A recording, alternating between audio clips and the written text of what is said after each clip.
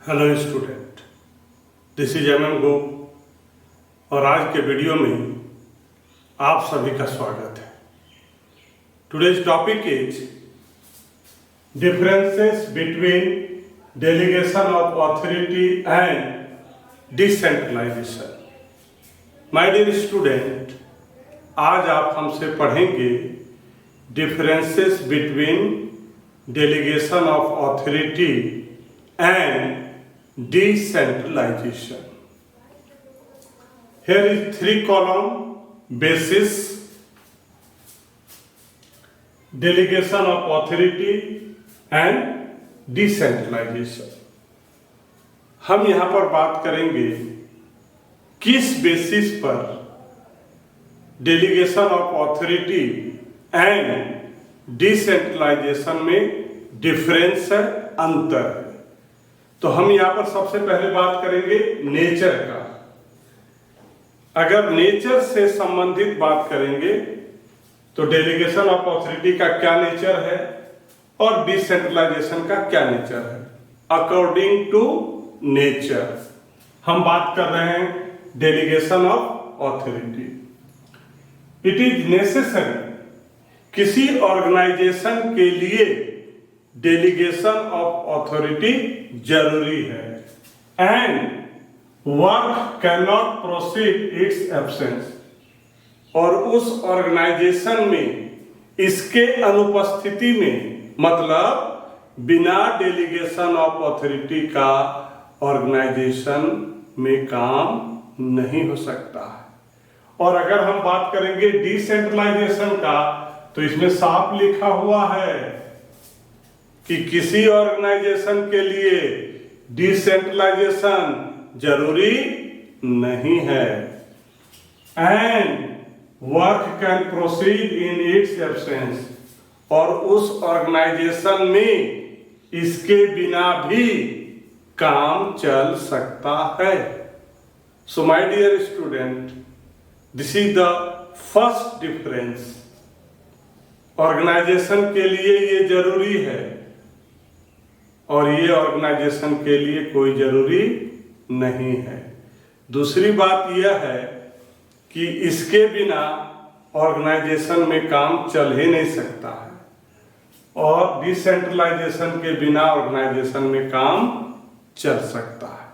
So this is the first difference on the basis of nature. अब हम second difference की बात करेंगे, फ्रीडम।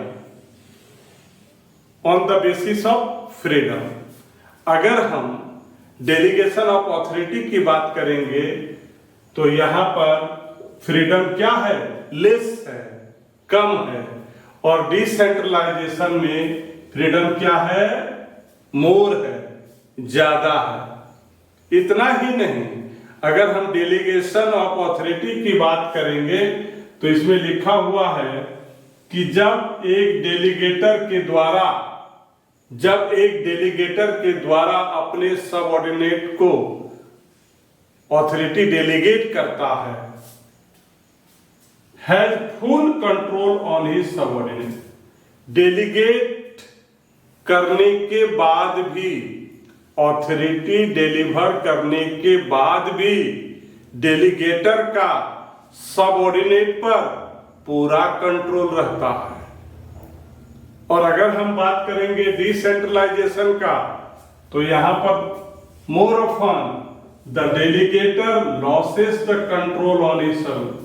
अगर हम डिसेंट्रलाइजेशन की बात करेंगे तो यहां पर डेलीगेटर का सबऑर्डिनेट पर कोई नियंत्रण नहीं रहता है।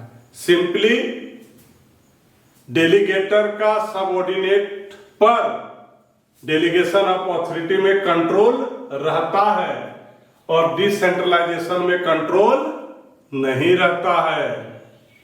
Number third, on the basis of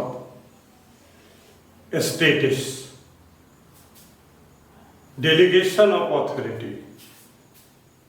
on the basis of status, delegation of authority, this is a process और on the other hand decentralization, this is a result. Delegation of authority,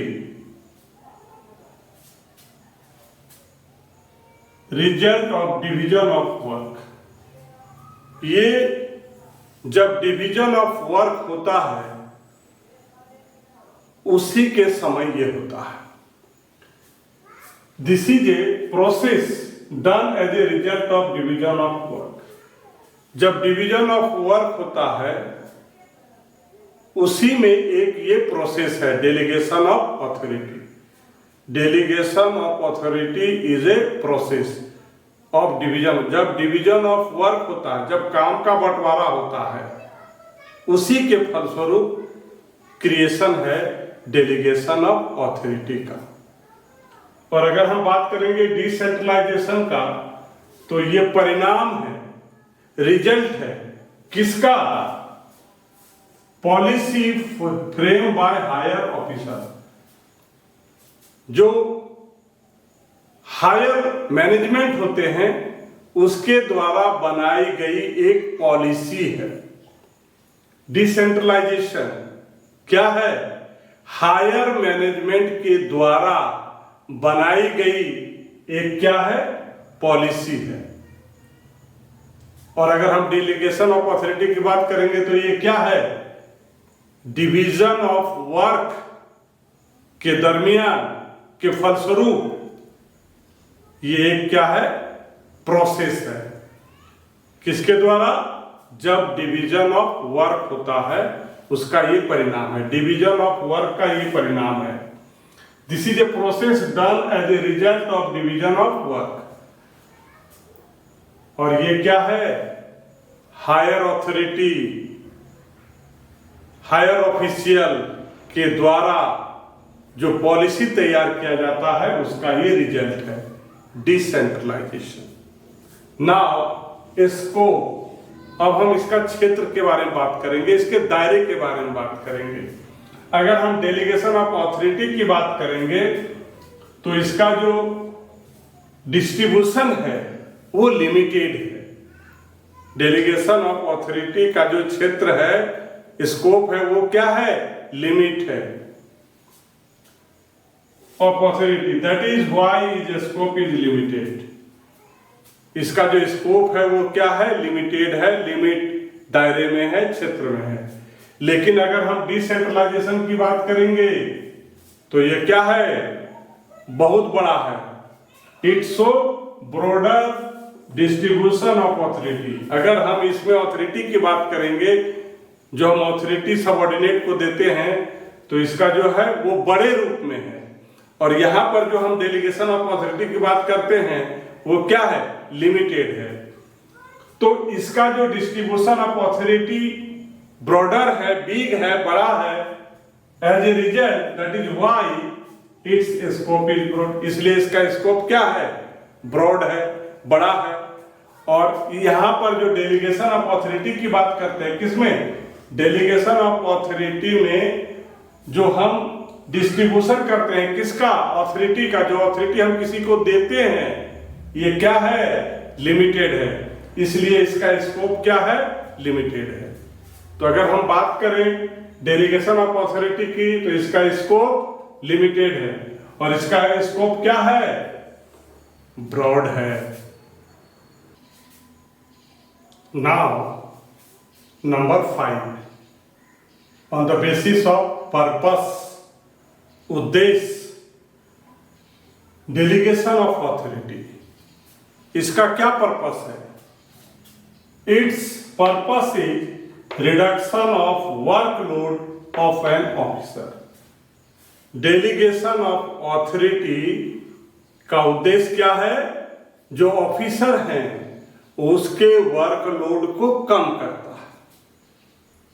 और अगर हम बात करेंगे डिसेंट्रलाइजेशन में तो उसका क्या उद्देश्य है? Its purpose is expansion of the authority in an organization. एक ऑर्गेनाइजेशन में जो डेलीगेशन ऑफ ऑथोरिटी है इसको ये क्या करता है? एक्सपेंस करता है, बढ़ाता है, पूरे ऑर्गेनाइजेशन में फैलाता है। तो दोनों का पर्पस डिफरेंस है। डेलीगेशन ऑफ अथॉरिटी में क्या है, जो ऑफिसर हैं उनके वर्कलोड को कम करने का। डेलीगेशन ऑफ अथॉरिटी का उद्देश्य क्या है, ऑफिसर के वर्कलोड को कम करना। और डिसेंट्रलाइजेशन का उद्देश्य क्या है, किसी ऑर्गेनाइजेशन में अगर हम डिसेंट्रलाइजेशन की बात करते हैं तो उसका उद्देश्य क्या है, उसका उद्देश्य है डेलीगेशन, उसका उद्देश्य है कि जो अथॉरिटी है, डेलीगेशन जो अथॉरिटी है उसको क्या करता है, एक्सपेंड करता है, पूरे ऑर्गेनाइजेशन में फैलाता है। और इसमें सिर्फ और सिर्फ इसका उद्देश्य क्या है, जो हायर अथॉरिटी है उसके वर्कलोड को कम करता है। So my dear student, just you have learned from me about the differences between delegation of authority and decentralization.